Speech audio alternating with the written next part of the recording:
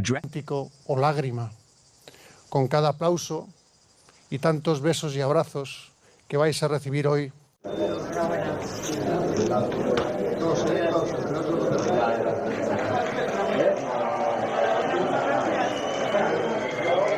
There's a 4-second window inside this reception that almost every outlet covering it completely glossed over, and once you see it, you won't be able to unsee it.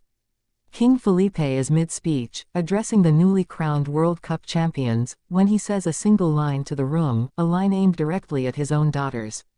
And in that exact moment, Leonor's expression changes. She looks up. She smiles, not the practiced, camera-ready smile she's worn through hundreds of official engagements, but something that reads as genuinely, visibly caught off guard.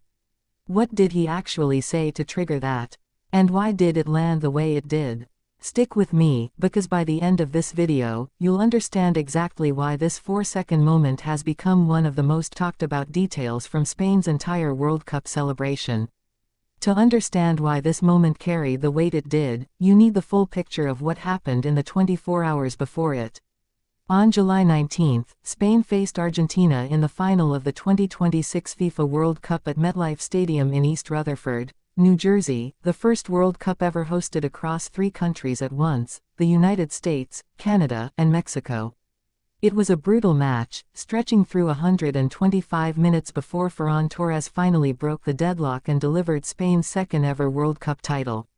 In the VIP box that night sat King Felipe, Queen Letizia, Leonor, and Sofia, the first time in history the 4 of them had attended a men's World Cup final together as a family. When the final whistle blew, they didn't stay in their seats. They went down to the pitch, embraced players, and celebrated with a squad that had just made history. The following day, July 20, the team's plane touched down in Madrid, and the newly crowned champions were brought directly to the Palace of La Zarzuela for their first official engagement since the win. The players arrived around 6 in the evening, visibly exhausted from the match, the pitch celebrations, and the overnight flight home, and walked through a corridor of royal household staff and security personnel who greeted them with applause, flags, and chants of Campeones. Inside the palace, the king and queen and their daughters personally greeted every player, the coaching staff, and officials from the Spanish Football Federation, before the formal part of the reception began. Princess Leonor and Infanta Sofia chose to wear Spain's white second kit jersey for the occasion, paired with matching white trousers, a deliberate departure from the formal wear you'd typically expect at a palace reception. Queen Letizia wore red. King Felipe kept the institutional tone with a dark suit and blue tie. It's a small detail, but it tells you something. This reception was designed to feel less like a state formality and more like a family welcoming home people they had genuinely been rooting for. Now here's where that 4-second moment comes in. During his remarks to the team, Felipe referenced Spain's first World Cup win back in 2010, the tournament he and Letizia witnessed in person, without their daughters, who were far too young at the time. Looking toward Leonor and Sofia, he said, "Some of you were babies," a direct, unscripted nod to the fact that his daughters had no memory of that first title at all. And in that instant, both of them looked up and smiled, visibly caught off guard at being singled out in front of the entire team. It's a small line, 4 words, but it does something most official royal remarks never manage to do. It turns a formal state reception into a genuinely personal family moment, captured on camera, in front of dozens of professional athletes and a room full of press. That reaction only means something once you understand what those 16 years actually represent. Spain's first World Cup star came in 2010, a title Leonor and Sofia only ever knew through photographs and family stories. There's actually a well-known image of a young Leonor as a child, clutching that very trophy shortly after that win, a photo the royal household released years later as part of a set marking her growing public profile. That photo has circulated for years. But this year, for the first time, neither sister needed a photograph or a story passed down from their parents. They were in the stadium themselves. They watched Ferran Torres score the winning goal from the stands. They went down to the pitch and lifted the trophy alongside the players during the celebration. Felipe's line inside that reception wasn't just a passing comment. It was the king, in real time, acknowledging that the gap between a story his daughters were told and a moment they lived through firsthand had just closed, permanently, in front of the very team that closed it. Now, that wasn't the only unscripted moment from inside that reception, and if you've seen clips circulating from that day, you probably already know where I'm going next, because what happened between Leonor and one specific player has become the single most shared moment from the entire celebration. I'll walk you through exactly what she said and why it went as viral as it did in just a few minutes. But first, if you're enjoying getting the full context behind these moments instead of just the 15-second clip everyone else is reposting, subscribing helps this channel keep finding them, and it takes about 2 seconds before you keep watching. The moment in question involves Leonor and Ferran Torres, the very player whose extra-time goal won Spain the tournament. Earlier in the competition, Torres had reportedly made a lighthearted promise on social media that he would shave his head if Spain lifted the trophy. He didn't. And during the reception, Leonor brought it up directly to his face, a playful, spontaneous exchange that had the room laughing and instantly went viral once footage of it spread online. It's a small thing on its surface, a future queen teasing a football star about a broken promise, but it reveals something people don't often associate with someone in her constitutional position: she was actually paying attention. Not to the football alone, but to the personalities, the running jokes, the social media promises players make to their fans. That kind of detail doesn't come from a briefing note. It comes from someone who genuinely follows the sport. That single exchange, more than almost anything else from the reception, is what briefly set social media alight in the days that followed, with clips of the moment racking up views across multiple platforms and outlets across Spain and beyond picking up the story within hours.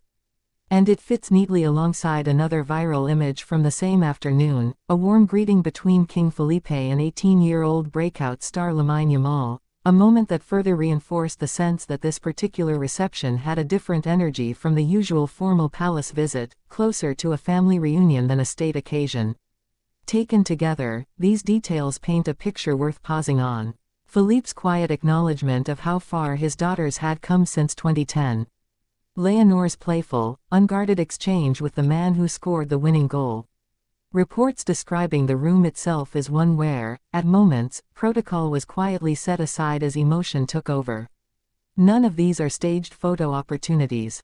They're the kind of details that only surface when a family stops performing for cameras and simply reacts the way they actually feel. It's also worth putting this reception into the context of where these two sisters have been all summer, because this wasn't a one-off appearance. Leonor and Sofia have shown up together, repeatedly and visibly, across nearly every major public moment this year, from surprising their sister at her first solo public speech, to touring ancient historical sites side by side, to now standing together in matching jerseys welcoming home a squad that had just made history. If you've followed our previous coverage, you already know this level of visible, coordinated closeness between an heir and the next in line isn't something every European monarchy manages to pull off.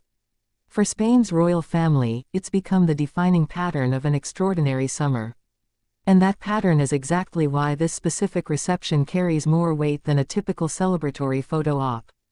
Spain's monarchy, like most constitutional monarchies, depends heavily on public trust, and public trust is built less through formal statements and more through moments the public genuinely believes are real.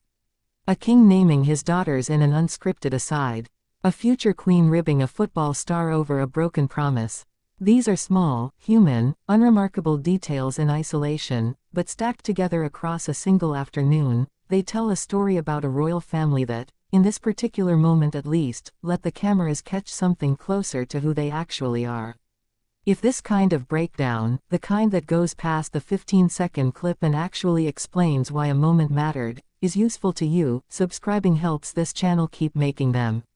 It's free, it takes 2 seconds, and it's the easiest way to make sure you don't miss the next one.